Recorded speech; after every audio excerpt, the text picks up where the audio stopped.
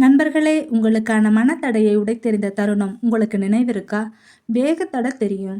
அது என்ன மனத்தடைன்னு கேட்குறீங்களா? வாங்க, அதை தெரிந்து கொள்ளத்தான் இந்த கதை. ஒரு மலை கிராமத்துல மிகவும் திறமையான ஒரு குயவர் இருந்தார். அவர் கைகளால் செய்த மண்பாண்டங்களில், குறிப்பா பெரிய உறுதியான பானைகள் அந்த கிராமத்துல மிகவும் பிரசித்தி பெற்றவையாக இருந்தது. அவருக்கு ஒரு சீடன் இருந்தான்.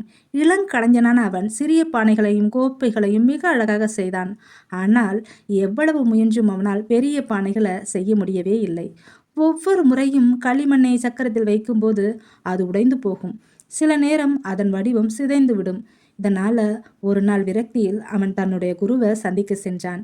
குருவே, நான் பல நூறு முறை முயற்சி செய்துவிட்டேன்.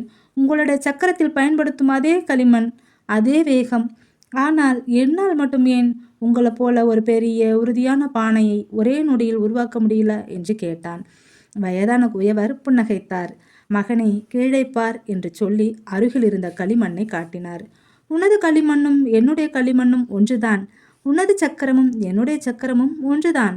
ஆனால் நீ சக்கரத்தை சுழற்றும் வேகமும் நான் சக்கரத்தை சுழற்றும் வேகமும் ஒன்றல்ல என்று குரு சொல்ல, சீடன் குருவையே உற்று பார்த்தான். அப்போது குரு இப்படியாக சொன்னார். நீ சக்கரத்தில் களிமண்ணை வைக்கும்போது உன் மனதில் ஒருவித பயம் இருக்கிறது. அது பானை உடைந்து விடுமோ அல்லது சரியாக அமையாதோ என்ற பயம். அந்த பயம் உன்னுடைய சக்கரத்தின் வேகத்தை கட்டுப்படுத்துகிறது. அதுதான் உனது மனத்தடை. நீ களிமண் உடைந்துவிடக்கூடாது என்பதற்காக சக்கரத்தை மெதுவாக சுழற்றுகிறாய். ஆனால் ஒரு பெரிய பாத்திரத்திற்கு அதீத வேகம் தேவை. வேகம் குறைவாக இருந்தால் களிமண் எழும்பாது. சரி, இப்போ பார். நீ பயத்தை களைய வேண்டும் என்பதற்காய் நான் ஒரு முறை அதிக வேகத்தில் இதை சுழற்சி காட்டுகிறேன்.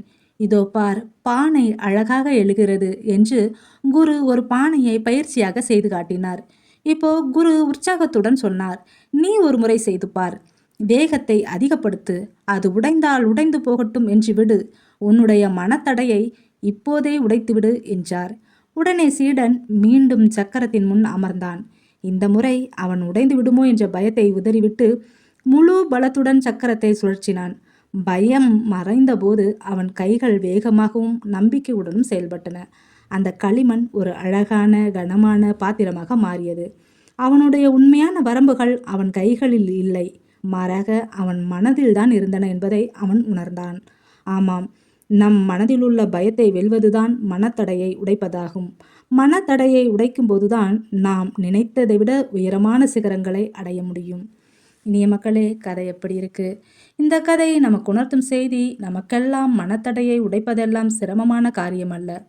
குழந்தை பருவத்தில் விழுந்தவுடன் எழுந்து நடக்க முயற்சி செய்தோம். அதுதான் மனத்தடையை உடைத்த தருணம். எத்தனையோ முறை கீழே விழுந்தாலும் பரவாயில்லை என்று எழுந்து சைக்கிள் ஓட்டி பழக மீண்டும் முயற்சி செய்து வெற்றியடைவதும் மனத்தடையை உடைப்பதுதான். இப்படிதான் கல்வியில் நாம் செய்யும் ஒவ்வொரு தொழிலிலும் நமக்கான முன்னேற்றமடைய சில தடைக்கற்கள் வரலாம். அதில் சோர்ந்து போகாமல் அதில் இருக்கும் நுணுக்கங்களை ஆராய்ந்து மீண்டும் முயற்சித்தால் வெற்றியடையலாம் என்று சொல்லி கதையை நிறைவு செய்கிறேன். மீண்டும் மற்றொரு கதையில் சந்திப்போம்.